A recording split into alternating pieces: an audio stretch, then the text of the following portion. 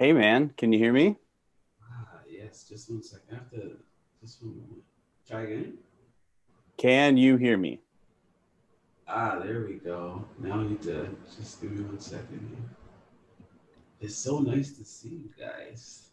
Yeah, yeah, Hey, yeah. there he What is. is up? What is up? What is up? Oh God, man, it's great. been Look way at too that. long. Look at that hair and that goatee. That is fresh. Dude, just letting it go. Letting it go, bud.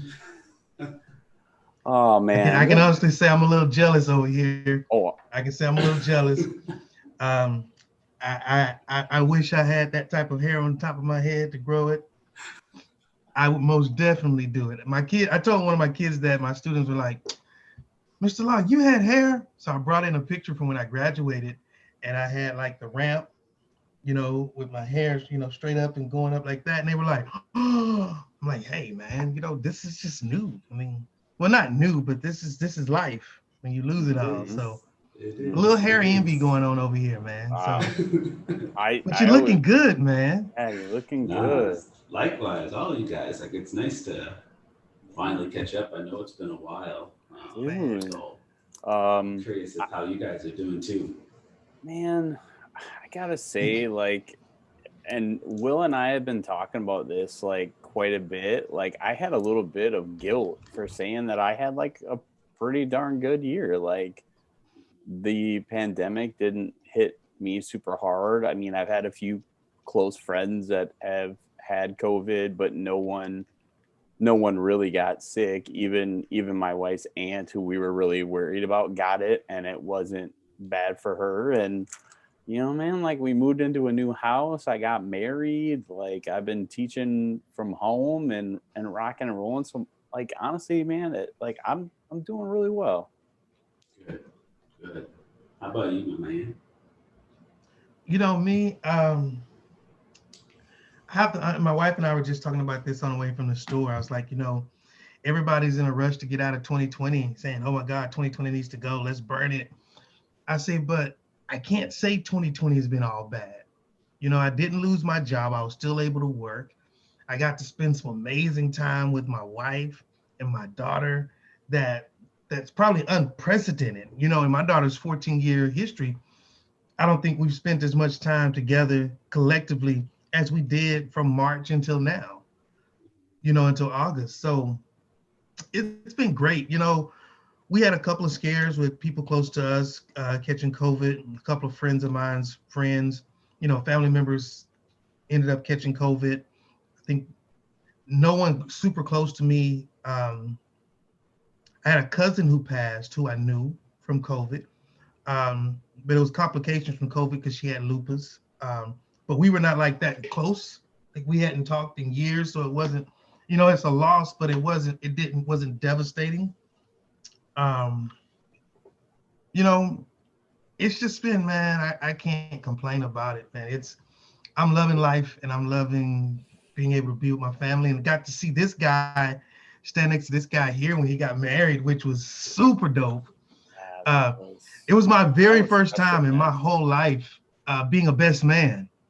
Awesome. Like I'd never been a best man before, and so to be the best man was just like, I oh would have man. never. I would have figured that between your brothers and all your college friends, and man, I'm You got to awesome. remember, my brother got married when I was so young, and Oh, his groomsmen and best men were his close friends at the time. Like I said, I've been groomsman, but I've never been the yeah, Mhm. best man. You That's know, awesome. yeah, like That's that awesome. guy. yeah. It was. Congratulations, man. How's that feel? Hey, How's marriage feel anyway? it feels good. It feels good, man, and it's just like, um, we've been married going almost 2 months now, and it was such a fun day. I got to see like Will and I, I had been planning we were gonna do like a good little summer retreat and work, and obviously that didn't happen. So um I hadn't seen him. I had some friends from across the country that came. It was just a great day. But I mean a week after, if we would have tried to have our wedding 2 weeks after we did, we wouldn't have been able to have a reception at all. Wow. So we got it in like right at that kind of peak time. to have it. So it was great. But man, how are you? How's your lady? How's things? I mean, God, I'd love to hear your story, man. Of how long did you guys spend in Canada? It was like, man, we were in Canada for such a long time. I want to say we went during, I'm probably gonna get this wrong, but I think it was, I want to say April-ish, maybe just before the end of the year. I think there was like 3 weeks left, and God, we must have quarantined like 5 times. It felt like we went to Toronto first. We were in Toronto for like 3 weeks for school, and then we're like, what do we do? Like, we're supposed to go back. School's opening up.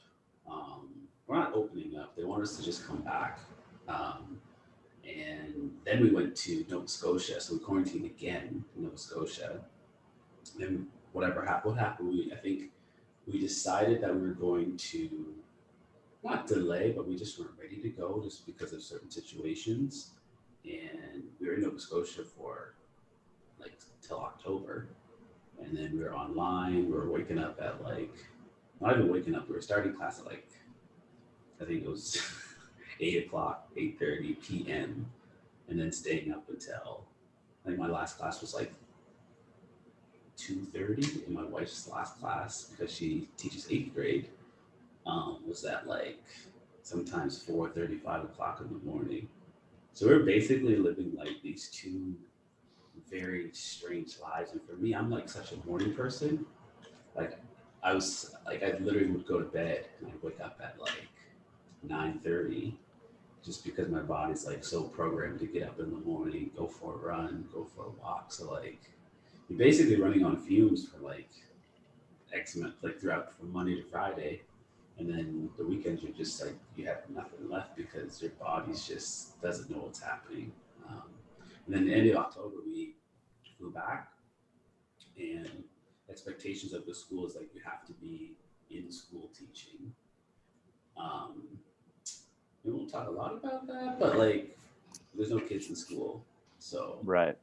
I'll just let you guys and everybody else think about how you feel about that. But it was just a weird kind of transition, and we've been here since, and we're lucky. Like we've been able to pick up where we left off in regards to being online.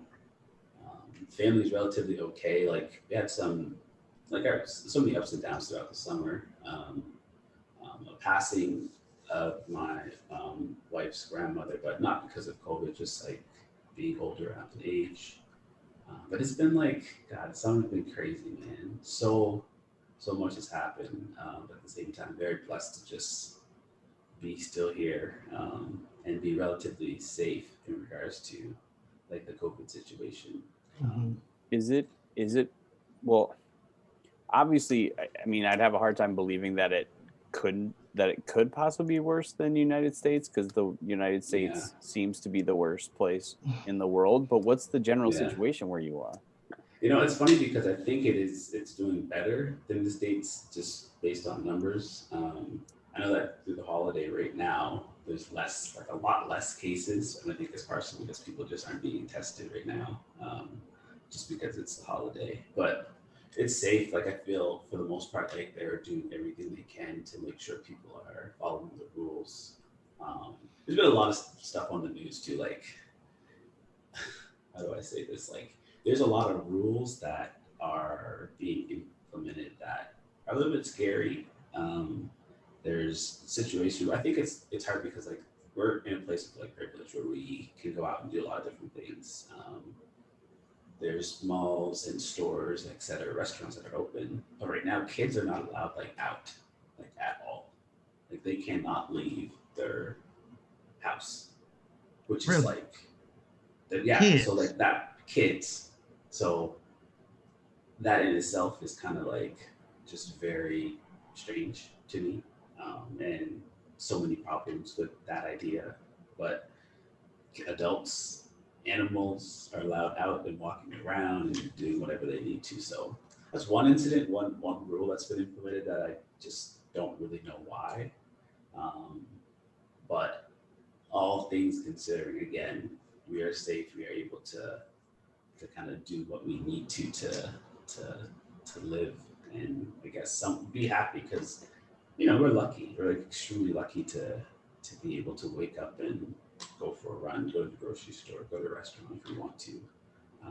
And a lot of people here cannot do that at all. They're just having a hard time getting food on the table, right?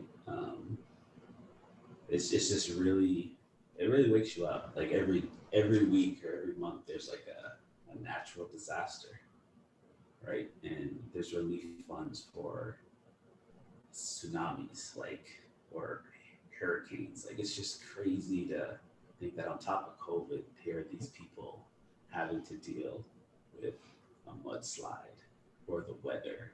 And it's just, it's hard.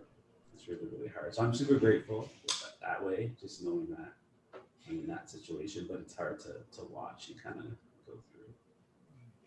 How overall have your kids been doing? How has it been? Just and I will Yeah. tell you that I have some friends that I'm really close with that their school is doing the same thing that they're making you do. So the kids are virtual, but they have to go to their classroom to teach, and it's they feel about it the same way you do. But overall, how have the kids been? How have things You been? know, kids are resilient, man. Like, I love my kids. They're like, I'm glad they're showing up. They're showing up on Zoom like like all extra, ready to go, like super energetic, keeping me honestly in it. Like, there's days where like you wake up, you don't want to be on Zoom. Like, it's just not the same. It's super hard, right? And for whatever reason, they're just like wanting to see me, wanting to see the rest of the kids, and they're making it a lot more fun. Just because of their energy and their like eagerness to learn. So overall, they're doing fine. I just feel bad for like those kids that need the love, like the touch. They need the in your face like hugs. They need the teasing. They need to like you playing outside with them on the court. Like they need the one on one. And I just really feel for those kids because I know that their learning expectations would be higher. I could push them a little bit harder. Their growth would be more, and just like socially and emotionally, like those kids are building these skills, like to how to be a friend and how do you talk to individuals, and they're not getting that. So I really feel for those kids a lot. But overall, man, kids are way better than adults. You guys know that. Man, alive. Yeah. I have been talking about this, and I do want to get your take because I do appreciate that every morning when I wake up and go on my Instagram and I see your story, I get a reminder that today is a good day not to be racist. And it's got a heart and it's got your name signed to it, and I can count on that every day. But I mean, that's the craziest thing. People have asked me, and people are talking about, do I worry about my kids and the access they have to social media? And I have said unequivocally that I am way more worried right now about adults Mhm. and the way they are using social Oh, media and the internet than I am kids. And I guess, man, I can't, I would be remiss if I didn't ask you about, what, from your perspective, being an outsider, the way the US has played out over this last year, and especially in the terms of politics and social justice and racial injustice. What does it look like from your outside perspective? Because I know you have a lot of conversations, and we're really looking forward to talking to you a little bit about your podcast and that coming back. But from an outside perspective, what does it look like? It's I don't know. I think I've heard you guys say, and I've seen you write about it. It's just one of those things. Like it sucks that it has taken like the lives of people for people to like wake up to racism. Like, and that's just it. Like, why does it have to be like a life for people to now all of a sudden like want to like think about the idea of not being racist? But on top of that, it's like every other country as well. Like Canada in itself, which where I'm from, is like personally like one of the most racist places like ever. It's just so ingrained in the systems. It's like they're not. necessarily killing people or like killing black bodies all the time like America is, but like Canada, like they are constantly holding people of color back all the time. And it's been like that. It's been ingrained in the system forever. So now all of a sudden where you're seeing like people wanting to create programs, wanting to help, I just wonder like, for one, why did it take so long? And number two, like, are those programs out of good heart, like actually because you want to make change, or is it because like now you're just checking off a box? So those are the things that like kind of go through my mind. Just like, yeah, you're doing it within like this time frame because it's convenient for you, but now all of like what happens like 10 years from now? Is there more programs? Does that program go away? Like, I don't know. It's really hard to honestly wrap my head around. I've like taken myself out of workshops, stop talking about it with other people, stop answering DMs because it's just like, for one, it's time consuming. And I'm tired. I'm like extremely tired of having the same conversation over and over again with people specifically who are just like, oh my gosh, like, can you give me a book recommendation? Or like, it's like, really, like, now all of a sudden you are interested in like these kids who have always been feeding for your help. Um, so on the outside, honestly, it's just again, it's a struggle. To be honest, it's a struggle.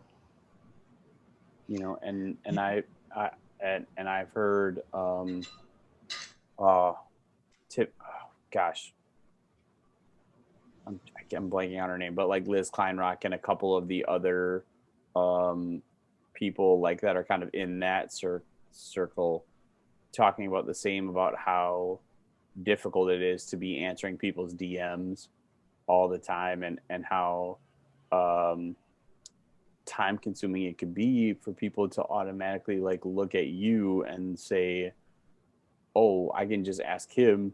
I can't count the number of times I've seen Liz on her Instagram story put, hey, when you're before you send me a DM, take the time Look, to look, take the time to, you know, look around yeah, and do those kinds of things. But you know, for me, where we live now, my wife and I, my school was only like 4 or 5 miles from where George Floyd was killed.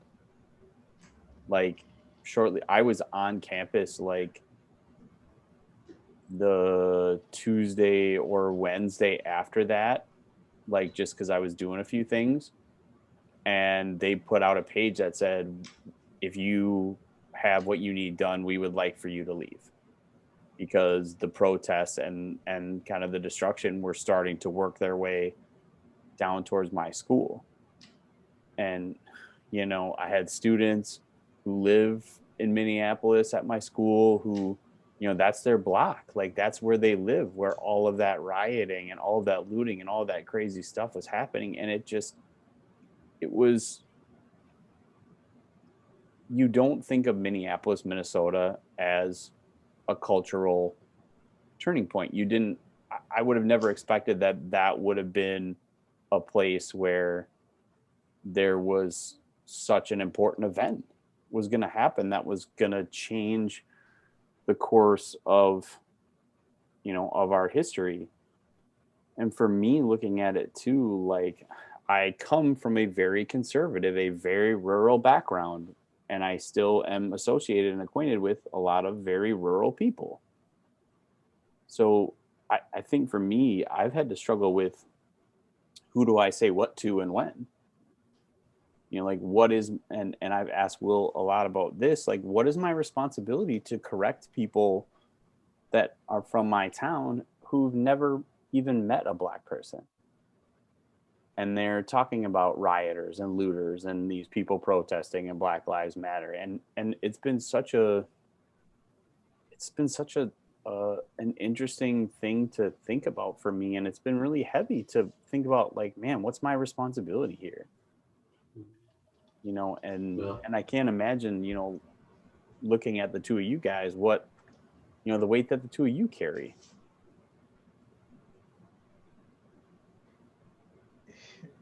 You know, it's funny, but you know, I just this whole year, that's probably the stain of this year. but I can't even say it's this year, because just like you said, Gary, this is the same conversation and the same fights that my dad fought here in Houston. You know, it's the exact same story that my great grandfather, you know, when he was down in Matagorda County, when they were having to run from the lynch mobs, it's the same story.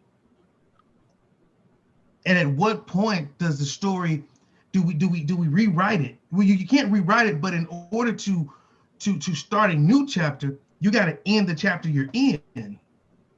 And that takes dealing with a lot of the issues, you know, the ingrained, like you say, the ingrained marginalization of a people for years, decades, for centuries, and now still holding on to it, you know. And it just bewilders me, because I, you know, as a hip hop head, I'm saying to myself, if you take us away from the fabric of America, America looks totally different.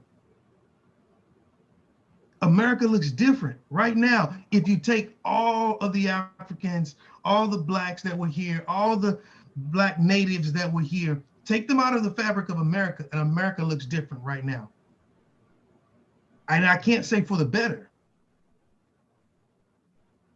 You know what I mean? So it's like, so at some point we have to have that kind of reckoning that we're good for something, but you're claiming we're good for nothing.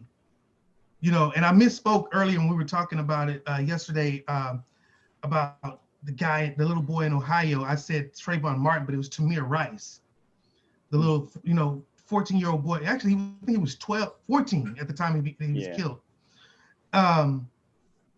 Playing with a toy gun. But then you got Kyle Rittenhouse, another 17-year-old who can walk down the streets of Minnesota with an AR strapped across his chest and not get stopped. Let me take my nephew and put Darius walking down a Minnesota street. He would be killed. He would be shot almost instantly. So why is there such a big difference in how we view things? Darius is a Dean's List student at Tarleton University. Dean's List student athlete, super intelligent. Wouldn't really hurt anyone as long as you're not going against him. He's not a violent person, but he has a perceived violence because of his skin color.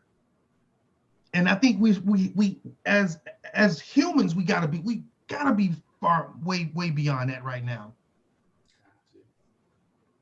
We have to. You can't even get to my content because you're looking at my cover. You can't even get to my content. And I think because in a lot of the powers to be minds all over the world, they understand, and excuse me for saying this, and I don't want anybody to get, our listeners to get upset. We're just three bros having a conversation. Y'all are just eavesdropping on it. But I think the inherent greatness that is in the people of African descent, the inherent greatness that came out of Africa, is one that society wants to hide and mask, because it doesn't want people to wake up and realize that despite what they told you, your history does not start with Europeans. You know what I mean? They don't want that conversation to be had. I mean, the Vatican's hiding things. You know, it's been stated that there are things that have been written that's being hid because it contradicts the story that they're telling as a narrative. And unless you want the truth to be told, we're going to keep going back and forth and doing this thing because that's their only way of subjugating us. You know, they cloud us with the foolish music. You know, and again, I'm a hip hop head, but hip hop, when it started, it's not like it is today. You know, I go back to Biggie, when Biggie said, you know, after I did my first album, I was going back in the studio. He said, I couldn't rap about being broke anymore because I'm not broke. You know, Jay-Z said, I can't rap about going out here chasing women anymore because I have a queen on my side, so I can't do that. So you have to evolve. And I think a lot of our music is not evolving. And the picture that it's painting for society is that this is all they are. That's the picture that it's painting. And so many people are buying that picture. agree. I agree. It's so funny. I just finished listening. I read Stampin', and then I looked at. I listened to the audio, and that's exactly what, like, literally, that's exactly what it talks about in the book. It talks so much about like how writing, music, culture, is influenced one way, and then how it's looked at as another. And looking at how literature plays such a role in how we think and how we walk about the world is such a, I think it's such a powerful tool to use in the classroom in itself, because I think kids know that writing can be powerful, but not to the extent of where it's like literally, it's literally why the world is the way it is today. It's because of literature. Like, and I don't think kids, and of course they're young and it will take like on some unpacking, but like the power of literature in itself and how it like really influences the world is something I think all kids should be definitely trying to dive into, because you said it will, like, of course they're going to, the powers that be, they're going to put in things within the world that they're going to, that they know is going to influence in a certain way, right? They're going to make sure that one part of the world or one group of people look a certain way based on what they put out there. It's, yeah, I 100% agree with you. Well, 100% agree with you. and you can look back to the historical nature of the slave trade and slavery in the United States. People that owned slaves knew the value of education. They knew the value of being able to read and write and to pass down their stories. Why do you think it was kept from them? Mhm. Like, that's a huge part of slavery, and even not even in slave times. It was, throughout our US history, education has been kept from people of color. And we were talking with some friends this morning for another podcast, and she was talking about they live in Phoenix, or they she teaches in Phoenix, and she teaches at a very privileged school, and the superintendent of their school got death threats and was being stalked and needed police protection because they moved to virtual. Like, their kids were getting beat up at school because of the parents' decision. And the superintendent had to resign because these privileged people who have always had education expect it. And it just like blew my mind that that's the situation, that not just how bad it is for people of color, but how entitled white people think they are to all of these things that have been kept from so many people. And they've been, and you know what? And I've told both of you this 100 times, and I've said this a ton this year on the podcast. Wilkie is my true first really close black friend. And I can remember, and I describe it as hearing Wilkie's stories was the first time it really got to my heart, to where I could picture it. I could see Wilkie as a teenager getting stopped by the cops and knowing that when you got stopped, you just sat on the curb and you took your punishment or whatever it was. Like, I could take that back to my teenage years, where all the police officers in my town knew who I was. And if I would have gotten pulled over, and I never would have gotten a ticket. And me and my friends, we're teenage boys. We do dumb, we were doing dumb shit. We never were really like ever fearful of what would happen if the cops came.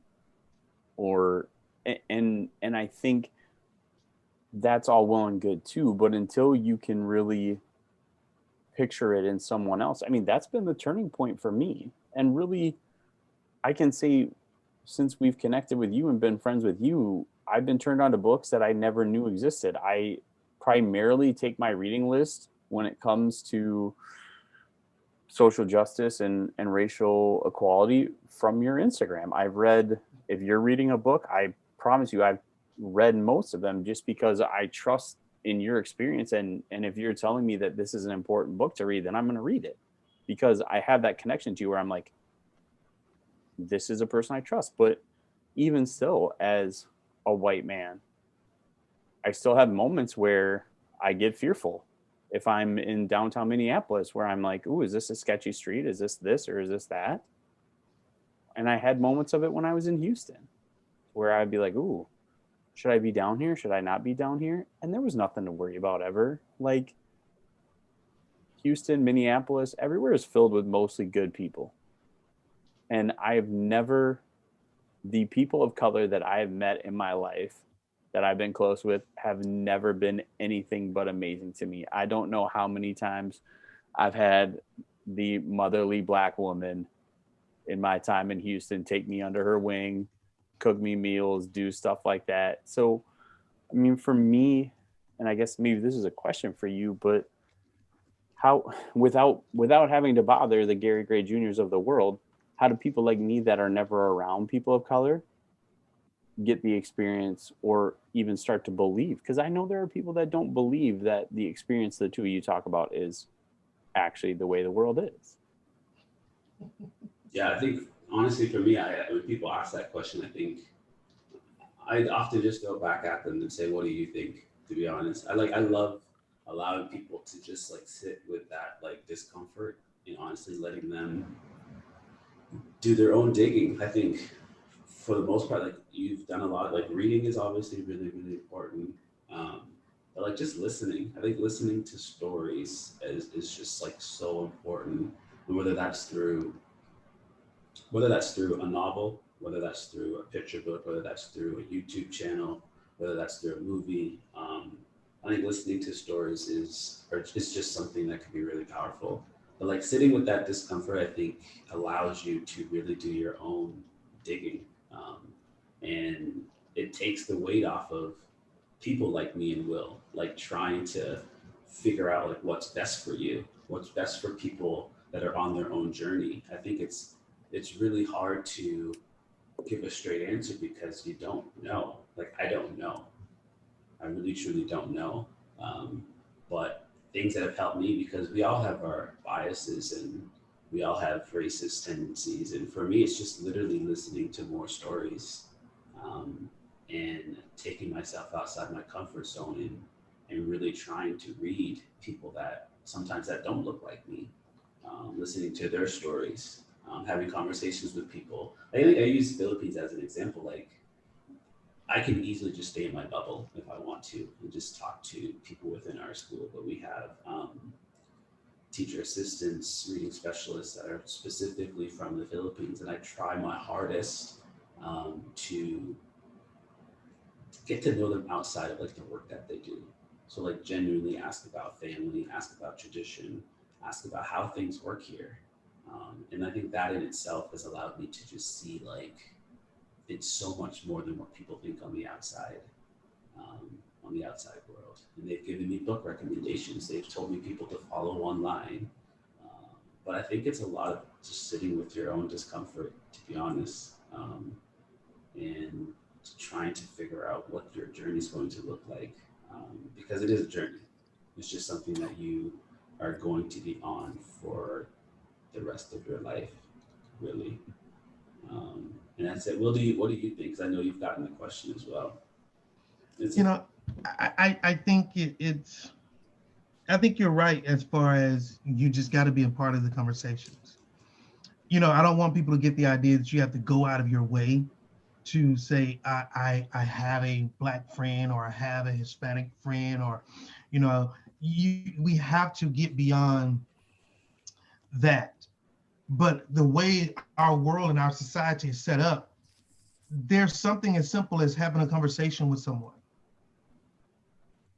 I tell the story a lot about being in college and a guy who we had watched the entire semester who had swastikas tattooed all over his body. And we had our own prejudices about who he was and what he represented. And one day, I think it must have been a weekend or a holiday, and everyone had gone home out of the dorm. It was very few people in the dorm. And he was in there at the pool table by himself. And I just walked up and said, "Hey, man, you want to play a game?" And he said, "Yeah." And from that moment until, that chance encounter of us being in that dorm and no one else being around led to us developing a true relationship with one another. And I tell Kyle, I say, I believe that his interactions with me is what changed his ideologies, because he was going along with what he saw at home, and that's what he thought he should become, versus being your own person and letting your own personal experiences. I can't judge every single cop just because of the bad cops that patrolled our neighborhoods when I was a young kid. You know what I mean? I can't say that every person is going to treat me the way my sixth grade math teacher is going to treated me. So I'm going to automatically be prejudiced toward that. So I can't put that on you, and you can't say, oh, just because Will had an experience, that's going to be my experience. I have to let every experience play out itself. And I like what you said with that sitting with your discomfort, because it is a little, I can't say that when I walked up there that it was like, in my mind, I was like, yeah, I'm going to go ask him to play. No, I was like, man, do I go ask this dude to play this game? I want to play pool. I'm bored. He's bored. You know what I mean? That whole, and even having the conversations about, man, can you explain to me about these tattoos? He introduced me to music that I never would have listened to, because it's just straight up racist music. And I didn't think they made music like that anymore. You know what I mean? And this was like, in the mid 90s, 94, 93, 94. And so I think that as people encounter others who don't look like them, don't let the fact that they don't look like you keep you from developing if nothing more, a cordial relationship with them. Of being nice, saying hi, of greeting them without your preconceived notions. I hate when people look at me in one way and then they're like, oh, I thought you were going to be like this. I figured you would be like this. You dress like this. You do this. You do. But why not take the time to get to know me?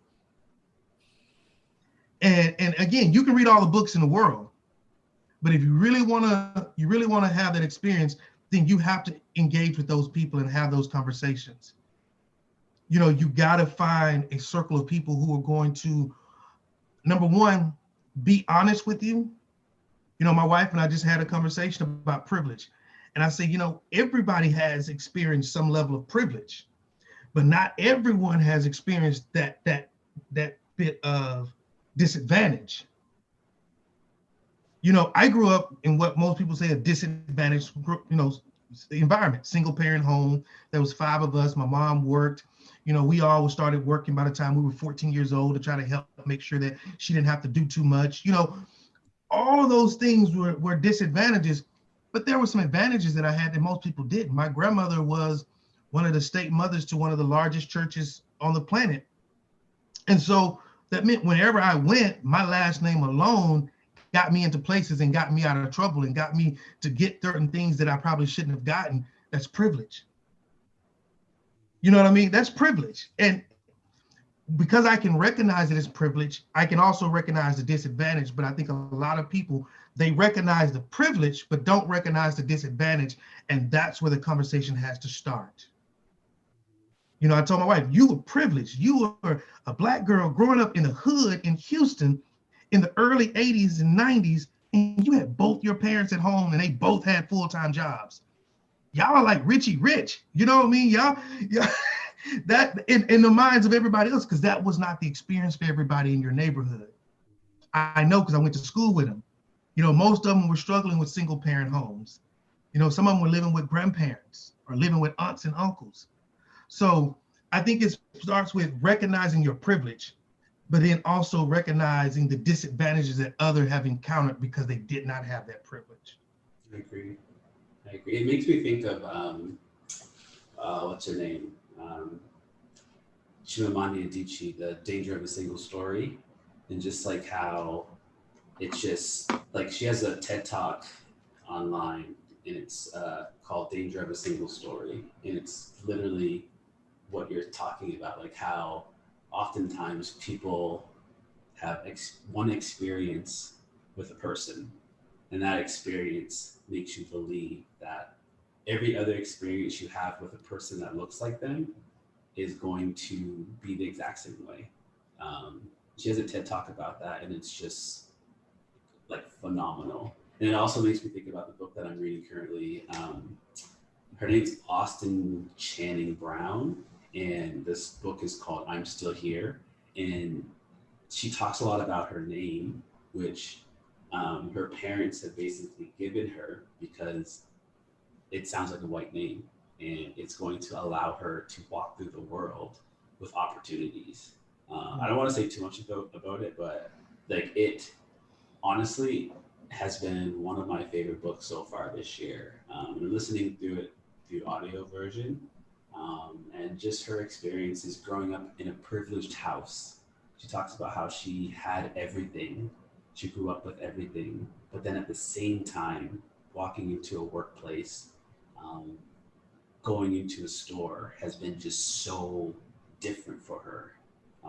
It's a great listen. I would highly recommend it to anyone listening, and to both of you as well.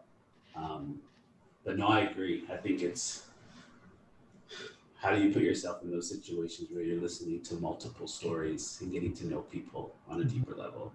I agree totally. And we have to get the, and it's, I know people who are going to dislike when I say this, but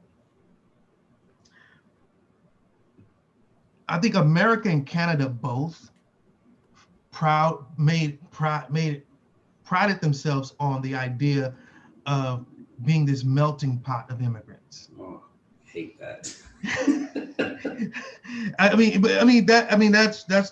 That's what their pride was. Come here, everybody, all are welcome. But yet and still,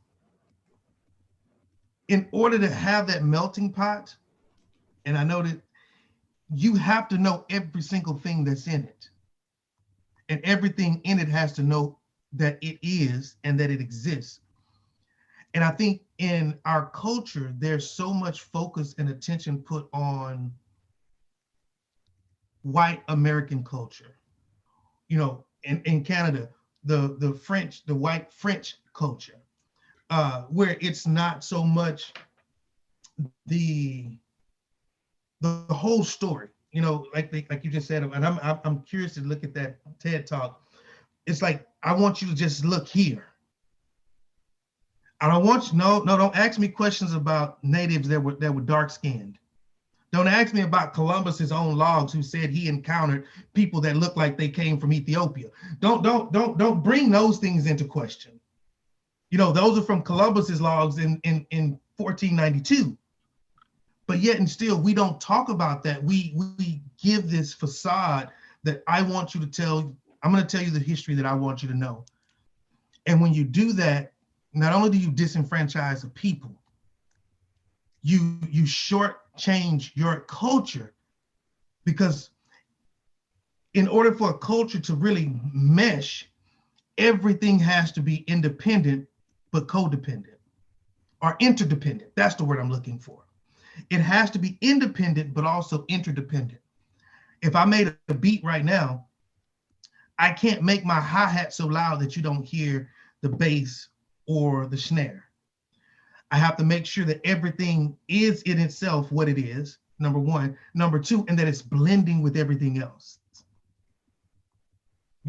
As a band, I was a band person. I was gonna say a band geek, but I was a band trumpet player, and they would tell you that it should sound like one sound. I remember tuning our instruments, and everybody had their tuning note. And when we played the same note, it should sound the same across. And when you get that feeling, there's a resonance that comes through the room, the reverberation that just vibrates, and it just sounds so beautiful. And I remember doing that over and over and over and over again. Like, why are we doing this? And my band director said, because I want you to know what music feels like. And I think that we have not experienced that as a human species, to know what does true humanity feel like.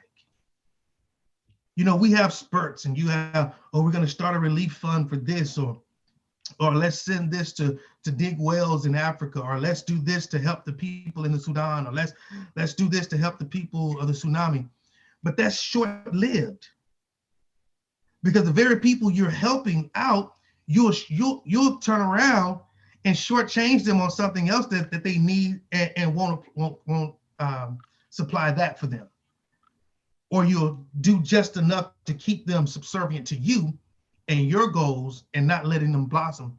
You know, I remember being in college and, they used to always say, it's enough out here for everybody to get it. I 100% agree. It's over 7 billion people on this planet. There's enough for everybody out here to win. And the problem is that, do you really want people to win? Or do you want to kind of dictate it? Yeah. So. Yeah, we've been talking, a lot on the podcast and with some other teachers and just with ourselves, is like this mentality that I think is not necessarily American, but not just American, but it's very pervasive, is the idea that for me to win, someone has to lose. And I think looking, and I feel shame about the fact that until a couple of years ago, I didn't know what the term redlining meant. And I didn't know that after World War II, African American soldiers were not given the same benefits and given the same opportunities. And, they didn't ever teach me about the covert racism that came after they supposedly had gotten rid of the overt racism with the Civil Rights Act. And all of that feels like, and maybe it goes back to our history of literally selling human beings, that in order for us to win, that someone has to lose. And I love what Will said, that there's enough money on the planet, there are enough resources on the planet, there are enough jobs on the planet that everybody could be successful and everybody could be happy. But it's just such a hard thing to ask, and not the right word, but to think, or to get to that mindset where you can say, like, just because someone else won doesn't mean I lost. Just because I won, someone else has to lose. Like, we can all win. And what's that book? What book is that? The Infinite Game? Infinite Game, where he talks about that, that in the infinite game, there are no winners and losers. Yeah. But in a finite game, is that Simon Sinek? Simon Sinek. He talks about how in life there are finite games and infinite games. And the finite games are set rules with set players, the outcome, like basketball. You play 4 quarters, whichever team has the most points wins. Then he talks about infinite games like education or business, where, yes, you set quarter markers and you have these things, but the whole idea of the game is to perpetuate it further and to continue to play. And it just feels like so much of our culture is, and just think about our branding and our marketing and the things we talk about. Yeah, great. You've got 14 billion TikTok followers and you've got this. Everything shows you that having the most and having the best is the right way to live life. And it reminds me of, and I forget who, I think it was maybe a Gary Vee saying of, you can either be rich by making more money or you can be rich by wanting less. And so many people feel like to be rich, they got to have more, but I like the practice of not having as much and being happy with what I've got. You can all win. You definitely can. Yeah, that was a good conversation there. I always look forward to having you on the show, man, because it's just but again, I even talk to my students about our relationship and how, you have 2 Black men here with two totally different experiences. You grew up in Canada, I grew up in Houston in the United States. But if we really sat down and started comparing notes, was it really that much difference? Oh, yeah, definitely not. You know what I mean? I know for a fact. And when you think about that experience of Black people, that it really doesn't matter where you are. You know, my wife and I were watching a Netflix show. I can't think of the name of it, but it talks about it was kind of dramatizing the Black culture in the UK, and how the crooked police and the politicians were, you know, purposely taking resources away from the Black community and putting them in other communities in order to enhance these communities and kind of marginalizing these. And you had these group of friends who had an opportunity to go to private school, you know, and all this. And I'm like, but they still brought that culture from where they came from into the mix. And I told my wife, I said, you wouldn't think of UK. You know, I know people, you know, who left America to go there saying, oh, it's a better chance to go to Europe to live as a Black person. But is it really?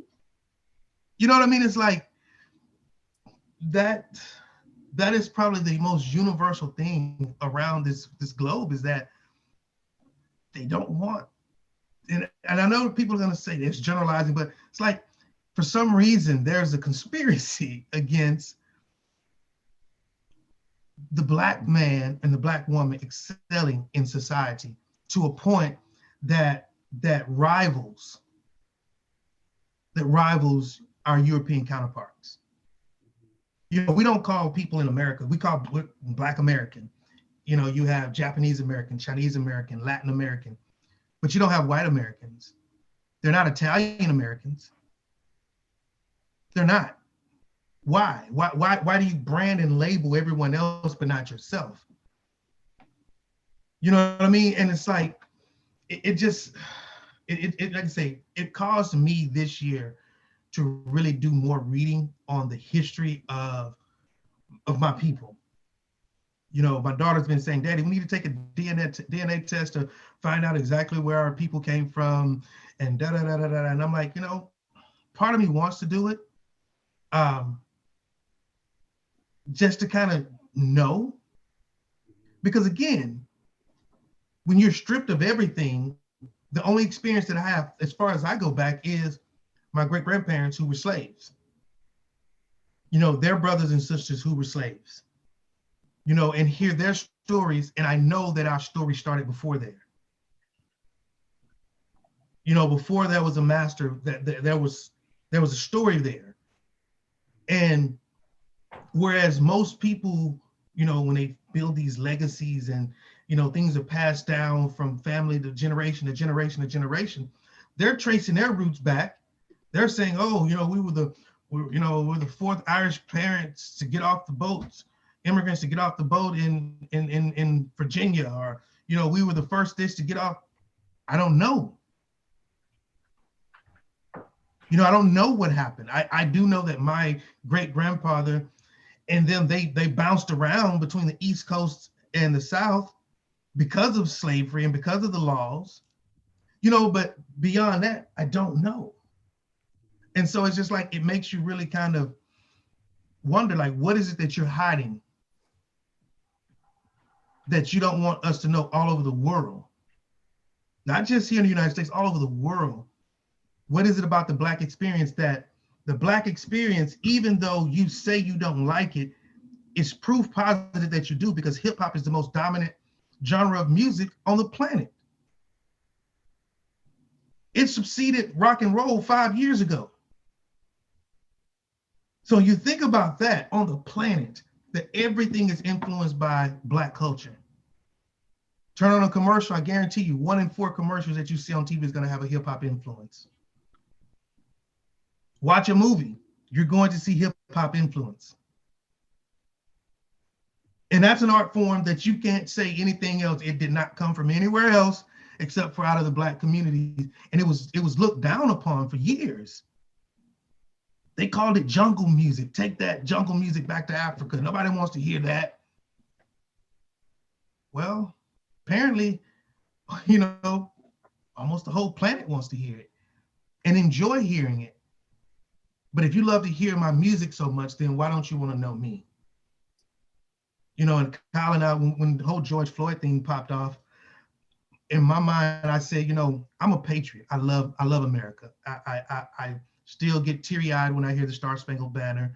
I stand and I give reverence to the flag every time I'm supposed to do it. Um, but I told him the hardest thing for me is to accept that for a country that I love so much, Stars and Stripes, a country that I love so much, doesn't feel the same way about me. And that's hard to digest. It's very hard to digest. I was willing to, I mean, I had signed up and ready to go to war to die for this country because I felt like that was my duty. I will defend this country. That's my duty. But my country won't defend me, and it hurts. And I know that experience is not just unique here, it's everywhere that there are Black people on this planet. And there's a conversation that we got to have that has to be started for people to start to heal, you know, in order to really kind of make right a wrong that's been in the works for centuries. It's you. I don't know where I heard it. Maybe it was my wife. Like it's you can love where you're from and still put that place like on trial. Like you can still question that place. You can still wonder about that place. Like you can still do all those things and still love the place where you're from. You know what I mean? I think people, at least now I'm seeing it more, people get so up in arms about the questions you have about racism in a specific place, whether it's like the school system, whether it's about your country or your community or whatever. And they forget that it's coming from a place of, it's still coming from a place of love. It doesn't mean you hate that place. Or maybe you do, but at the same time, if you can do both, it's okay to do both. I think people often forget that. And it tells, and I think that in itself tells you so much more about that individual um, and their way of thinking. If they believe that just because you're putting them on trial or you're asking them a question, it means that you hate where you're from or you hate the place that you're working. I think that's such a it's an easy way to go out when I think about it. But I agree, Will. I really do. I really, really do. And I was thinking back to what you said about sitting with discomfort, and that feels like the easiest way for people to get out of the discomfort of having someone ask them the question, having to sit with their behavior and to reckon with the mistakes that this country has made, and to have still people in this country that slavery was a necessary evil to build the wealth that has continued to sustain this country, and blah blah blah, whatever you want to say.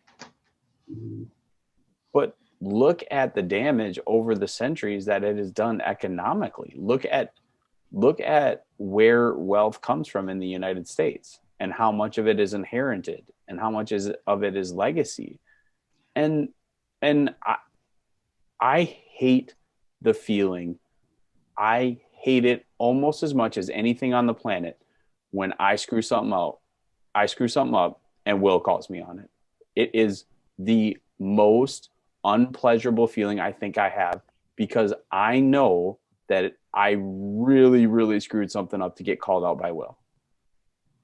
And it's so painful to me because it's a person that I never want to disappoint. And it's a person whose opinion matters a ton to me. And I think that's difficulty too, is because I'm not going to walk, like, I'm not fixing to walk down the street and have a random conversation with the person about their views on race. The conversation has to start with people that are in my circle. Mm-hmm. And as one of the few people in my circles, the circles that I'm a part of, that really truly has experience living and working with people of color, I feel like it's to the point where I can't not call it out now. And I'm going to piss people off. And I'm going to be seen as holier than thou. and I'm going to be seen as whatever else you want to say. But I think one of the best experiences of my life in Houston was all the mistakes I made when I started working with Black and brown kids. How many times I didn't understand their culture, how many times I screwed up with the way they act and how they vibe and the things they say and mistaking. Like, I had a lot of discomfort my entire time in Houston, really. Because I mean, you can't put someone who's lived 25 years in another place in a new place for 8 and have that depth of experience to understand that same culture. But I think that really is what has prepared me for this situation, because I've sat with a lot of that shame, and I think a lot of people make mistakes because they're what is, I don't remember what you said, Will. Did you say miseducated or uneducated? I do believe genuinely that a lot of people make mistakes when it comes to race because they don't know better and they've never had an opportunity to be taught better. Right. Like, if you grow up where I grew up, you are not getting taught about race. And the hard thing is, most of middle America, most of rural America is not getting that. I mean, just like this. I mean, who were we on with the other day, and we were talking about Black History Month, and we said that most people, you said, I asked you when you were growing up in Cumberland, did you all celebrate Black History Month? Yeah, we had a Black History Month. Yep. Consistently? Yeah, I mean, but it was not like a celebration. It was a time where you focused on slavery. No, you focus on Martin Luther King. You know, they pointed out the great of you focus on a few of the I think this was Ibram X. Kendi talking about the exceptional Black person, the person who defied the odds of what, you know, Black people could be and rose up to prominence. It was a lot of those people. You learned, you didn't learn Black history. You learned about a few Black people who had done things that were considered awesome. But and that is the joke for me. You know, that is the joke for me, because your experience and what you got is the exact same thing that I got. And I went to an all-Black school. So let's talk about how inherent and ingrained this is. I did not start learning about Black history until I started having conversations maybe around, I would say maybe 12 or 13, when I started having conversations with some of the elders in my family. Because at that point, I'm asking myself questions like, I think we had just lost my great-grandfather, who was our patriarch. You know, he would always share stories of slavery and, you know, what they went through. But when I started asking questions, most people didn't have the answers. Were all the Black people in the United States slaves? Were they all brought over here in the transatlantic slave trade? You know, when you start looking at history and you say, okay, well, in these hieroglyphs, the Egyptians pre-Columbus, they got pictures of boats. There was one pharaoh that was buried with a boat so that he could travel across the seas into the other world. It's a joke to think that these people didn't come over here to this land. And when you do the history, they did. But we're not taught that. We're not taught about the individual countries that are in Africa, that make up Africa. There are people who still think Africa's a country and not a whole continent filled with countries. You know what I mean? And so that one African is the same. Like, whether you're from Morocco or you're from South Africa, Morocco is not even considered African. Africa. They don't even consider Morocco Africa. They don't consider Egypt Africa. No. I mean, and it's a joke. Because again, it's not focused on the truth. Don't give me a month to say we're going to focus on Black history, and your Black history starts with the struggle that starts here. And I just, one thing I think about that was so, when I started learning, I thought was so strange is that our history books simplified the slave trade to cotton went to Europe, iron ore, guns, and one other thing went to Africa, and Africans came to the US and the Caribbean. A little diagram in about a third of a page in a history book. So casual about it. Does Canada celebrate like a Black History Month? They do. I'm trying to think, like, it's the same experience. Will, like, let's put it this way. I remember taking a course in high school. It was called African Canadian Studies. So in Canada, it's similar to the United States, where people identify as African Canadian or Black Canadian, etc. So the course was African Canadian Studies. It was taught by a white woman. Let's put it that way. So, like, at the time, like, you don't even think about it, like, because again, growing up, like, my family specifically, we didn't talk a lot about, like, we talked about, like, our history in regards to, like, family, like uncles, aunts, great grandparents, but not like anything beyond that. So, like, I didn't know any better. I just thought, like, okay, here's another teacher trying to share information that I need to understand so I can get out of high school, basically. Mm-hmm. So there's so many things that I go back and look at it and I'm like, God, that was so messed up. Like, their hair is literally, because of course, all Black kids are going to take that course. Like, of course, they want to. For one, we're not taking it because we want to learn about Black history. That's just not something that we've been. It's not been ingrained in us. It's something that we need to know about ourselves. We're going in that course because we want to be around each other. We know that we're going in that course, and everyone from our community is going to be. There's like maybe 2 other kids that don't look like us, but for the most part, we know that we're going to show up, and everyone we see on the block in school are going to be in that exact same class. That's the only reason why we're there. And then on top of that, we don't even notice that there's this white lady teaching us this that probably shouldn't be teaching this course at this time. That's how messed up it was. God, it was just... Even just changing that mindset of, and being a social studies guy, there's no real good, like, convincing kids, like, hey, this is why you should learn history. There are platitudes like, hey, if you don't learn your history, you'll be doomed to repeat it. Well, yeah, that's 100% true, because we have repeated our history since this country was founded. We've repeated the exact same mistakes. But I really hope that this is changing, that there is a desire to learn our history, to understand where we come from. Not just as, like you said, I'm going to learn this history so I can get out of this bum ass high school and I can go do something else. And that's how much, but if we're just talking generals, how much of what our kids do is just that?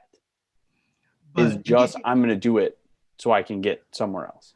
Right. But to speak to what Gary was saying about being in a class and knowing that this is our little village, we're in here to hopefully learn something about ourselves that we can identify with. But even if we can't, we're identifying with each other. We have a place that we can come together and I mean, we can be Black. I mean, let's be honest. Like, it's a place where I can go and I can be Black, and I can be unapologetically Black. And now you're talking about Black people.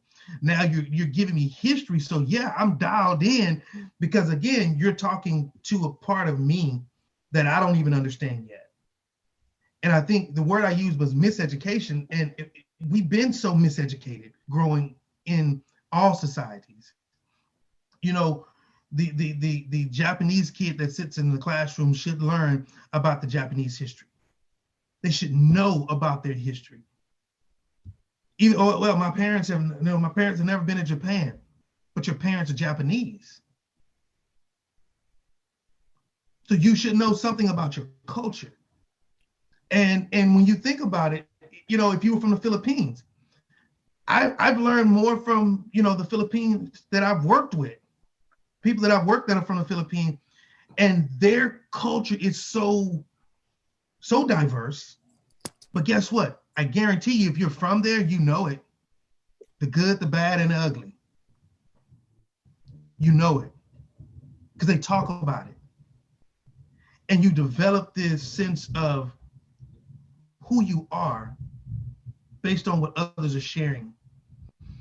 And I think that we're doing a disservice to a lot of our Black and brown kids by our brown kids thinking, oh, your family swam across the Rio Grande. They're not supposed to be here. They're illegal. So in my mind, I'm already thinking disadvantage. Not, oh, well, you were the first, your family was the first ones off the boat. We came over and they wanted a better life from you. So why are you painting your picture different than their picture? How many Europeans were fleeing bad situations? Even if you went deep into Texas history, that state is founded on outlaws and vagrants and people that were running from their troubles in the United States into Texas, which was a part of Mexico at the time. That's what it's built on. And I just, man, but coming back though to that conversation piece, I think what struck me about what both of you have said is how a conversation, we talk about we need to have this big, broader conversation, but truly conversation happens one person to one person. And that's what I look at for myself. Like, how can I have more one-to-one conversations with people to start to make a change? Yeah, we can have big, broad conversations, but I think it feels like everybody's expecting like we're going to have just this huge, 1,000 people conversation that people are going to be changed like it's a mega church. But for me, it feels so much more feasible to me that I could do it one person at a time.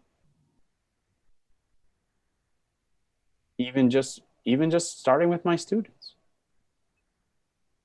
Because I have, my charter school has got a lot of white kids. And it feels, and maybe it's just like this is probably the 5th or 6th podcast we've done this week. And it just feels like every conversation has just led on top of each other. And it feels so timely that I'm just like in the spot where I'm like, man, I gotta get up. I gotta get up and I gotta do my part. And for me, doing my part is like being willing to have those conversations.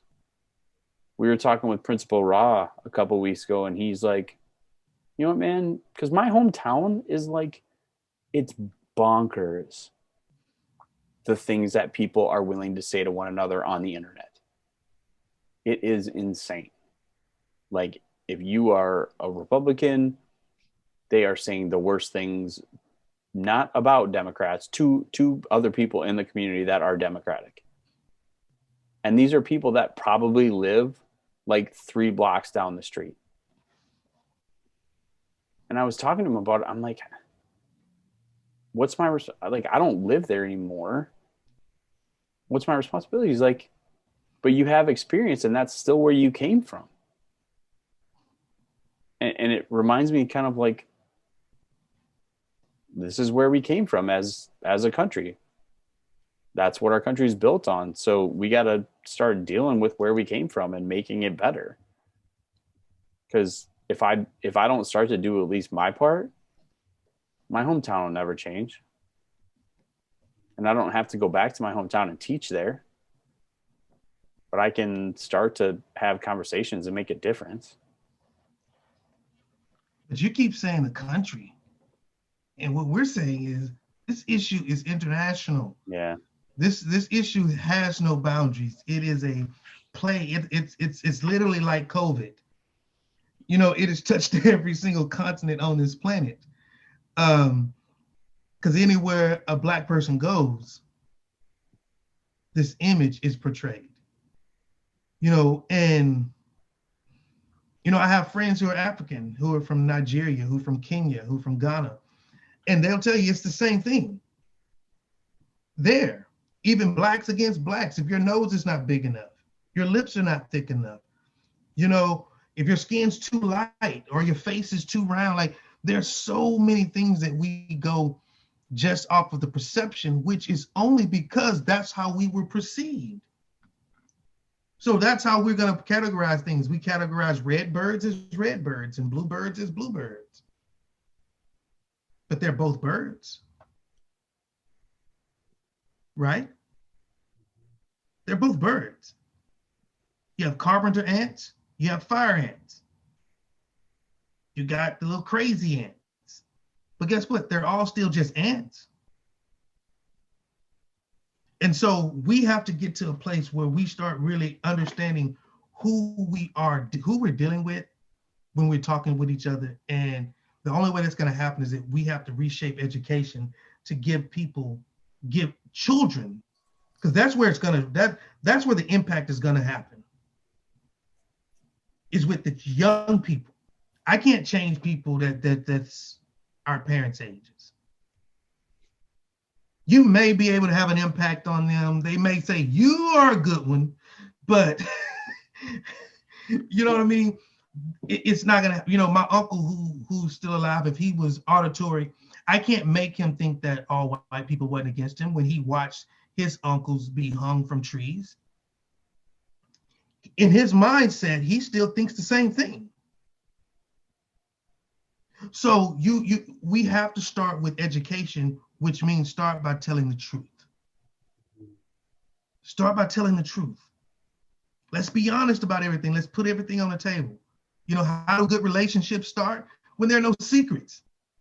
When you put everything on the table and say, this is me. This is what you're getting. And when that happens, you know what you're getting into. What were you gonna say? Talking to you guys. I was talking to you guys. I know, man. It feels like it's been so long, but it really hadn't been that long ago, has it? No. Oh, it's probably. Yeah, I mean, this is probably the first time in 2020. 2020. Okay. Because I think we were trying to springtime get back together, but then COVID. Everything kind of went sideways, and you guys were back and forth. But I really love that image you both talked about, though, about how you go into a classroom and it's filled with Black people, and you just knew it was your people. And I'm just wishing we could start working on that. When you walked, when different people walked into a classroom, they were just, everybody was everybody's people. And maybe that's like a real esoteric thing to say, but man, it just, it feels like something that we could strive for. I know I'll get crucified, but I used to always believe that the thing that hurt the Black community the most was integration. I believe that when we stopped teaching our own, we lost a lot. Even to the point to where I remember being in high school, and there were white teachers at our school who would get more respect than the Black teachers at our school. Some of the Black teachers would get dogged out and treated badly, but the white teachers, and not to say that the Black teachers were bad. It was just, again, that ingrained mindset and that transference of the mindset from one group of people to the other about yourself. Somebody asked me the other day, well, could we just go back to having segregated schools? I'll say, at this point, you can't, because there's been so much mixing going on. There's been so much that you can't really identify with where people would go, and so, but again, I still just believe that the cure is education, reshaping education to tell the truth, to help students become seekers of truth. Don't be the followers that you are. Don't follow this social media mindset. I just want to follow somebody so I can get people to follow me. But start seeking out those situations of truth. I think that's what we have to get to in education. You know, I thought college was going to do that. But college was more of the same thing that I got in high school. You know, sit and get what I'm telling you, believe what I'm telling you, research what I'm telling you, and that's not creditable because it didn't come from a credible source. But yours is credible. You know, what makes yours credible and mine? Because they sold more books? You know, if I can align truths together and they all line up perfectly, then should it matter who's saying it? If they're all saying the same thing, you think that they're in cahoots and you're not? You know, it's just like I say, I think we have to, maybe that should be a paper I write, the education of truth. I love that. Mm-hmm. The education of truth. Because that's, I mean, think about how kids would connect with math, understanding the true history of math. Think about the history of sciences. If you started there with teaching them about where science and why science evolved, you probably have more kids looking toward those fields than trying to be athletes. You know, and so education, we're the last hope for the world. And we're what they say, we're the most overworked, underpaid, underappreciated segment of America that's out there. The world. I mean, there are countries in the world that really appreciate teachers and that. But that's maybe what, like 2 or 3? Yeah. Singapore and Finland. I would be remiss if I didn't ask you. I'm gonna put you on the spot right here. I'm gonna put you on the spot. Coming. I know it's coming. True or false? LeBron is the GOAT. Oh, false. Come on. It's easy. That's an easy one. I love him to death. I think he's amazing talent, but that's false. I'm glad you said that. Like, I'm a LeBron fan. Fan.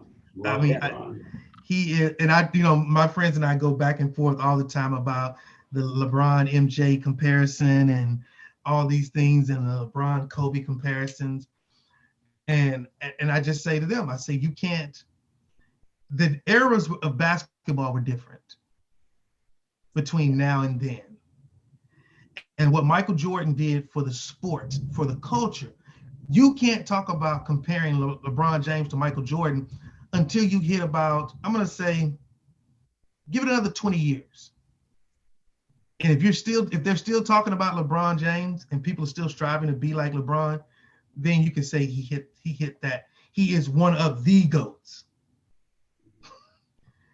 You know, but again, you know, GOAT, we had the debate, and I'm gonna ask you what you think about this. When I say boxing, okay, this is a debate me and a couple of buddies had. When I say boxing, who do you automatically think of as the GOAT? Ali. But if you look at and compare records, Ali's record is not nearly as impressive. Of course. As so what makes Ali the GOAT, even though his record is not as impressive as others? Influence, man.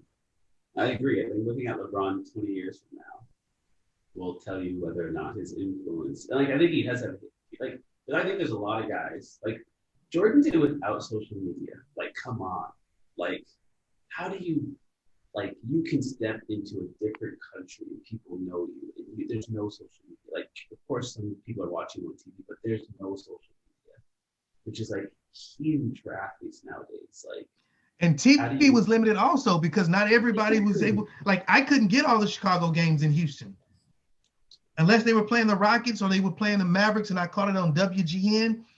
Like, you wasn't gonna just be able to turn on ESPN and watch. You know, it wasn't around then. It wasn't around, and so yeah, I'm with you on that. That you know, it's definitely win aided. LeBron's excel and all of these guys. It's definitely win aided by social media. For sure. Like, and I grew up watching Magic. My dad was like, "You're gonna sit down. You're gonna watch Magic because that's the type of point guard you need to be." He's like, passes first. He can get everyone involved, and he just like he will tell you. If you ask him today, he's the best basketball player ever. He's gonna tell you Magic. And I think part of it is also like he will never say LeBron James is better than Michael Jordan. He'll never say Steph Curry is. And like he'll never use any of those guys in comparison just because I think the eras are so different, and there's such a divide. I think at least there's definitely a divide in what greatness is right now. And if you haven't actually seen it or watched it or studied it, how do you compare? Like, how do you say? Like I watched a video of like I think it was this year's draft, maybe last year's draft, and it wasn't basketball players, but it was like hip hop icons from like the '80s or something like that. And half of them didn't even know who like most of these people were, and they're like iconic to the culture. And I think about the same thing as like people that are debating some of these players. Like if you don't know, and you come from different eras, like of course you're gonna think or believe based on influence right now because the world is so different in regards to social media and how they have access to everybody so easily. Yeah, I love that. And I think about that too, like a lot, you know, because golf was my sport growing up. And you think about Tiger Woods and, you know, Tiger might not ever get to Jack Nicklaus's record, but you can't argue that Tiger Woods is the greatest cultural phenomenon the sport has ever seen. How many people started playing golf just because they saw a Tiger? How many people started wearing the red Nike shirt? How many people are, and like before Tiger Woods, professional players were making like $200,000 if they won the tournament. Now, like the 20th place guy makes 200K. It's insane. I will ask you another hypothetical. Uh-oh. Fill in the blank. James Harden finishes the year on this team. Oh, that's a good question. That's a hard one. Houston Rockets. You think he stays the whole year? I don't think anyone's going to take him. That's I was about to say that no one wants him right now. He's made him give up so much. Sorry, I feel like Brooklyn might be in the market now that they just lost Spencer Dinwiddie for the year. But then will Houston take Spencer because he's hurt? That's a good point. Because they still want to make playoffs. They still want to contend, right? I think. Yeah, they're not. But see, Houston is not looking at, even though everybody else is talking about, oh, it's just rebuilding everything in Houston. Houston is saying, we're trying to just build on what we've already been doing. We're going to find more pieces. Good team. They had a, man. Like, I would have preferred them trade Harden and keep Westbrook. Mm. Like, I would have made Westbrook as happy as possible and built a team around him. Because I believe you give Westbrook a slashing 3, a shooting 2, and a solid 5-man, you win the championship. Basically like what he's got in Washington. Basically what he has in Washington. With Bradley Beal. Mm-hmm. But again, because when D'Antoni made the dumb idea to play small ball. It's like really small ball. Like, oh my gosh. Like that wasn't even small ball. That was like. That's like, you watch that on a playground, you're laughing the entire time. You know what I mean? Like, that's your team? I don't care how good you are, but you see what you're up against. Consistently going up against it. And you got teams now who can play all big ball, 6'9" and up, and they'll dominate you. I mean, which is the exact same thing the Lakers did. Lakers say, we're going to play small. Then they were like, no, we're not going to play small. Let's force them to play up. And they couldn't. They couldn't. Not even close. Not even close. What did you think of the implosion of the Clippers in the playoffs after being? I loved it. I loved every second of it. You know what I hate? You know what I really hate? I hate when people like gloat. I hate when they feel like they won, but they didn't. And when I love Lou Williams. I think Lou Williams is a phenomenal basketball player. I think he is a killer. I think he's gonna go. He'll be in the Hall of Fame. But like, I remember watching when I think it was when Kawhi said yes, maybe. Regardless, him and Pat Beverly, when they first found out that they were going to get those two, they were in Vegas or somewhere, and they were saying something about getting a ring. And then they tried to clown Lillard when he was missing his foul shots or whatever. And I just think that's so disrespectful. I think it's like uncalled for. I don't think it's like what the culture is about. And when that happened, I was like, good.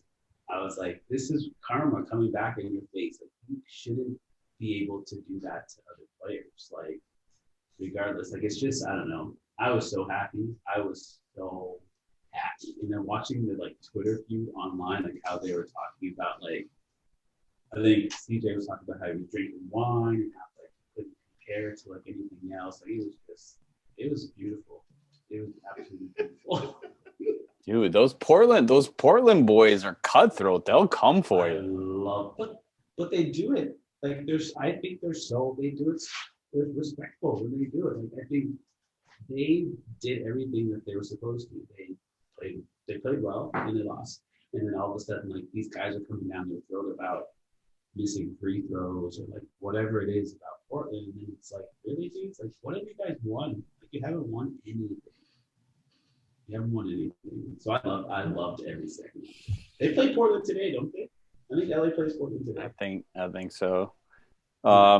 You think anybody stops the Lakers? I would love to see Brooklyn play the Lakers in the final. I would love to see LA play the Lakers in the conference final. It's gonna be hard. It's gonna be, if they start to like, they haven't even started clicking together, and you just see glimpses of like their new players scoring and hitting open players. Like, they're really loaded, really loaded. I don't know. I think it's gonna be really hard. Well, hopefully they get the season in. What's the situation over where you are in terms of the vaccine? Is that something that's available out there, or? I think it's slowly coming in. I do think it is now available to specific, similar to other places, like based on age right now. So I think within like the next few months, hopefully by the summer, they're getting most people. There's just so many people to get to. Right? How do you? Like, where do you start? Really, I just would not want to have that job of figuring out how to get it to everybody. And like, who's to say who needs it the most? Really, like, do you give it to the older group of people who need it right away? Sure, but then like, who's next? Like, is it kids? Like, is it? I don't know. I really don't know how it works.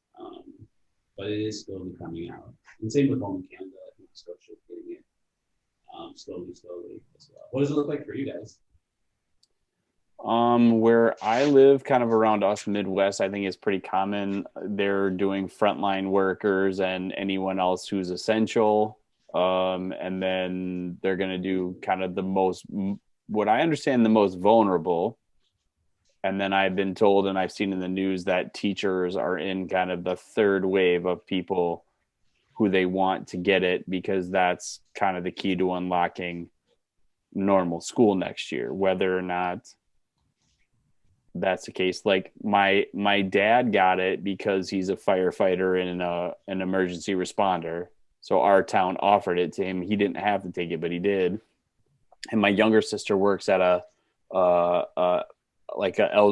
senior healthcare facility. So in order for her to really like be able to go back to work, they gave it to her today. But man, it's one of those things where, like you said, and we could go on about this, and I've talked with a lot of people. It's an impossible situation. This whole COVID situation is an impossible situation, once in 100 years, to try to make decisions. And we just hope that, individuals, make good decisions going forward, and hopefully. You know what I worry about? I worry about you don't have to take it. Like, people don't have to go and get this stuff. And there's a lot of people out there that need to be vaccinated. Like, what do you do with those people? And those people are not allowing their kids to get it. And then those kids are going to be at school as well. Those families are going to be around teachers, other people, and not just education, but just the world. Like, what do you do with? Because it's just like the flu and every other virus. Like, people, you want to take it, but there's so many people specifically now that are like anti-vaccine. They just don't believe it. What do you do? That is the challenge. I don't know.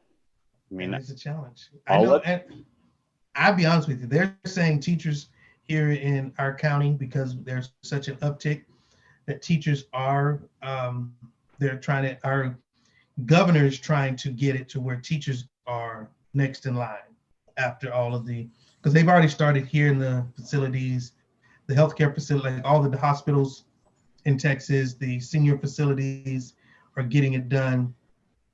And they're saying the next wave, they want to include teachers. I'll be honest with you. It took me 4 years to get a flu shot because I just didn't trust it. And that was after it had already been on the market for another 7-8 years. And we've seen trial after trial after trial of what people have, and what these side effects could possibly be. 8 months is not enough time to be able to determine what kind of side effects you're going to have from this. What are the long-term implications that you're subjecting your body to by taking this vaccine? And again, it's a little unnerving.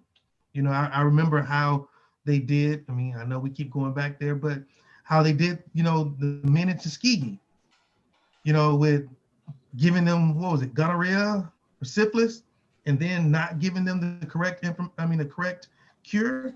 So it's like, I don't know. I can't say I'm pro-vaccine. I understand the need for it, but what the heck? I'll let them microchip me. It's fine. Whatever. That's the least of my worries. That's the big threat here, is that there's actually a government microchip in the vaccine, that they can track all your movements. They can do that now with your cell phone. Yeah, that's so. They can tell with your credit. You can just have your credit card, and your credit card. Most credit cards now have a chip in it that tells your location. So all right, buddy. Well, I promised my wife that I would be done by 6 to have dinner, so I got to make sure I respect that time. But I got to say, man, it was great to catch up. Great to see you, man. Hopefully it won't be quite so long now that you're back where you are and getting back. I appreciate you guys. I think from day one, I always tell people, these two gentlemen, I appreciate so much. The conversation, asking you to come on, way back when, and then continuing to have me on. I love it. Am I still the person who's been on the most times? That's the question. We don't have anyone that's. We maybe have, if we discount our buddy Ben, he doesn't really count. How many times has Ben been on? How many times has he been on? Ben's probably been on 3 or 4. 3 or 4, yeah. But you are still the most. We maybe have one other guest that's been on multiple times, but man, it's just like I said. I remember when I first, the first conversation we had, and I was like, oh man, you had 5,000 Instagram followers at the time, and I'm like, this guy will never want to talk to me. What am I doing? But to have that relationship and that friendship, and I'm still crossing my fingers that at some point in the near future, our physical pass will align. I really thought we had it, whatever that was, a couple years ago when they were supposed to go to Toronto for that conference. Yeah. That they canceled. Oh, before we let you go though, before we let you go, I have to say this because I told my wife I would say it. You and your wife share the same anniversary as my wife and I. No way. June 30th. Yes. And when I saw that, I told my wife, I say, you know what? Maybe after this pandemic and stuff, we need to go ahead and say, let's just do a travel and we'll go kick it with the Grays for your wedding anniversary is in November, Kyle. This is different.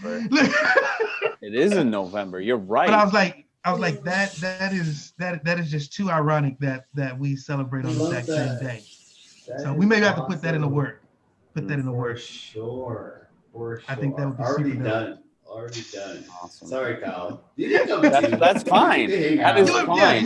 You and Brick can come along too. I mean, yeah, it's good to see that type of love in the air. Yeah, for sure. So, I don't really have a good kind of beat on when this exactly will go out. Like I said, we've done like 6 this week, so I'm going to kind of just pick and choose where they go out. This one will probably go out pretty high towards the list because obviously the 5-time champ gets priority. But we'll let you know. And like I said, we would the value adds value GOAT. That's it. Yeah, you are the GOAT. I might get you a shirt. I love it. Podcast GOAT. So but you got to ask one question before he goes. Who wins the NBA playoffs this year? Oh man. Whew. I do think it will come out of the West. I just don't trust anyone in the East right now. So I would say I'm gonna go with the Lakers, obviously, as number 1. Number 2, I'm gonna go